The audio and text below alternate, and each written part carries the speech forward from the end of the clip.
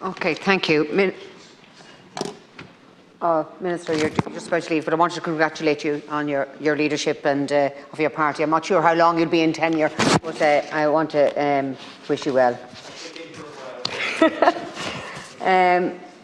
Figures released on the 11th of June by your department showed that at the end of April this year, 5,644 people remain in the IPAS accommodation who have been granted a form of status, such as refugee status, subsidiary protection status, or status to leave or remain.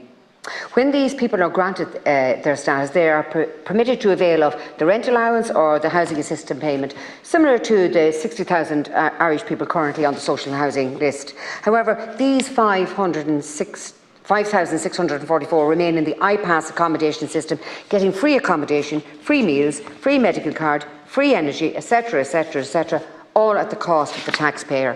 This, of course, is causing the clog in the system and keeping beds from incoming refugees, forcing thousands to stay in tents in cities across this country.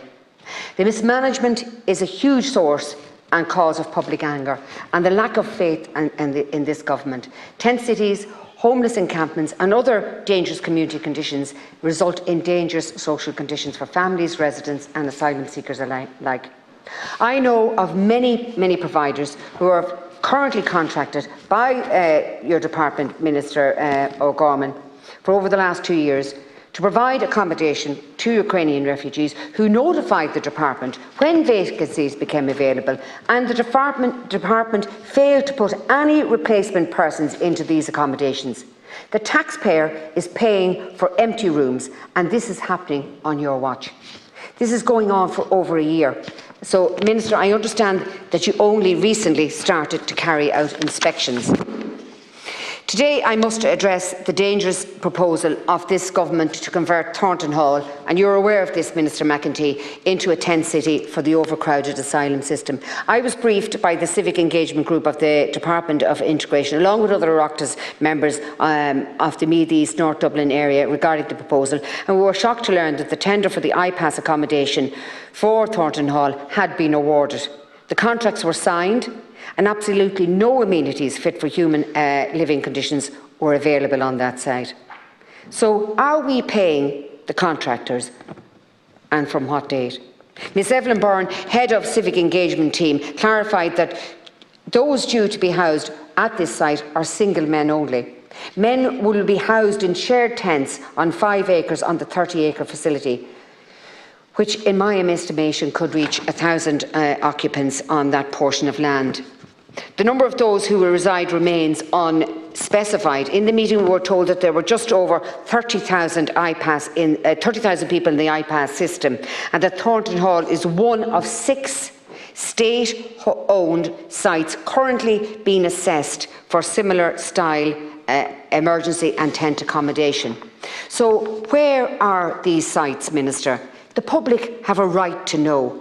The one in Thornton Hall isn't fit for habitation. The ones they're proposing are inhumane, unresourced conditions. There are no on-site toilet or temporary shower facilities. There are no regular transportation to and from that site agreed in the contract. Time and time again, the polls show migration is one of the biggest issues the public cares about. Non-existent public consultation yet again, another disaster for community engagement team and the Department of Integration. This is not how you do business. You know, we simply cannot continue to take the numbers in. We have 680 in the last 10 days, Minister. We're heading for 30,000 this year without the newly EU Migration Pact solidarity figure built into that figure. So part of the plan is to allocate new turnkey properties to be allocated. How do you think this plan will have the support of the 60,000 people that are currently on the social housing list? You know, I listened to Senator Carney there. I've often wondered about how we spend our foreign direct aid. You know, is it something that we should be looking at? How do we build up economic teams in these countries? How do the EU build up economic teams within these countries that people are coming from?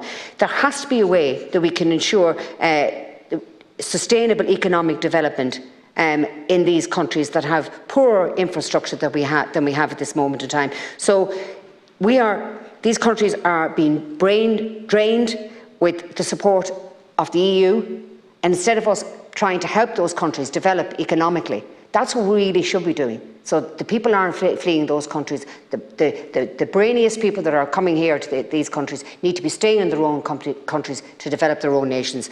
But Minister, it's a mess. And it's not getting any better. We're not getting in any control of the situation.